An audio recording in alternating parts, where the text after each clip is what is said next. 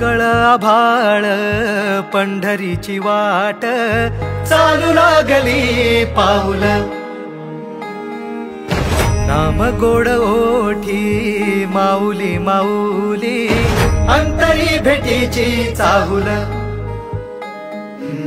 मोकळ आभाळ पंढरीची वाट चालू लागली पाऊल नाम गोड ओठी माऊली माऊली अंतरी भेटीची चाहुल निघाली पाऊले दर्शनी ध्यास लागला पंढरी हो असं या उरात दाटली माऊली